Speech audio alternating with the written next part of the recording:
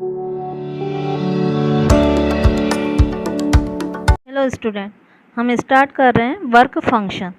आपने छोटी क्लास में पढ़ा ही है कि कंडक्टर और इंसुलेटर में मेन डिफरेंस क्या है। फर्स्ट तो कंडक्टर में क्या होते हैं, फ्री इलेक्ट्रॉन्स होते हैं और इंसुलेटर में फ्री इलेक्ट्रॉन्स नहीं होते हैं, जिसके कारण कंडक्टर में क्या होता है, करंट फ्लो हो सकता है, लेकिन इंसुलेटर में करंट फ्लो नहीं हो सकता। अब फ्री इलेक्ट्रॉन्स क्या होते हैं? फ्री इलेक्ट्रॉन्स आप किसे बोलते हैं? यदि कोई एटम है तो एटम के लास्ट ऑर्बिट में जो इलेक्ट्रॉन होता है उसको आप बोलेंगे फ्री इलेक्ट्रॉन्स या फिर वैलेंस इलेक्ट्रॉन।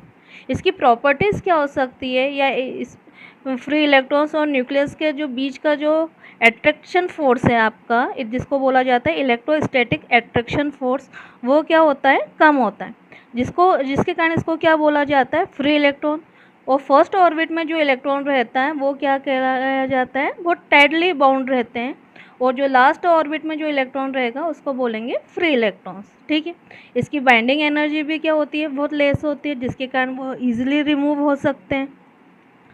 तो यहाँ पर आप क्या बोल सकते हैं, the electron in the outermost shell of the atom in a metal loosely bound.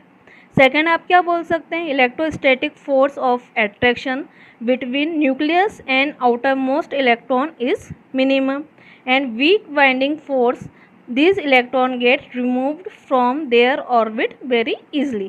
मतलब बाइंडिंग फोर्स यदि कम है तो आपका इलेक्ट्रॉन क्या होगा, ऑर्बिट में से ईजिली आप क्या कर सकते हैं, एमिट कर सकते हैं, या फिर वो रिमूव हो सकता है।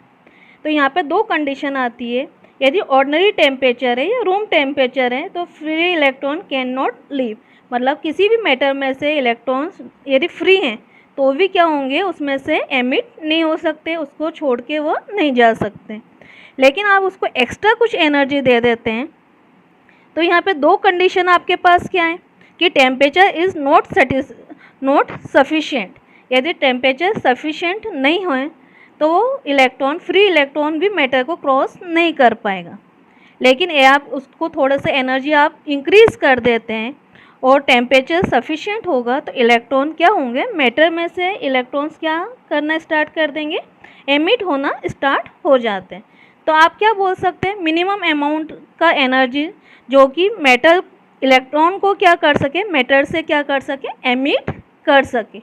अब आप वर्क फंक्शन का डेफिनेशन क्या लिख सकते हैं, work function is defined as the minimum amount of energy required to eject out an electron just out of the surface। अब इसको कैसे डिनोट किया जा सकता है, 5 नॉट से, या फिर आप कैपिटल W से भी इसको शो कर सकते हैं।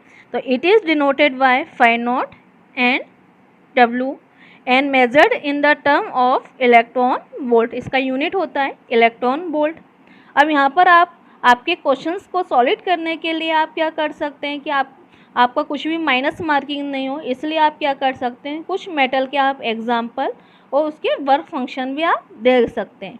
जैसे सीजियम 2.14, पोटेशियम 2.30 एंड सोडियम 2.75।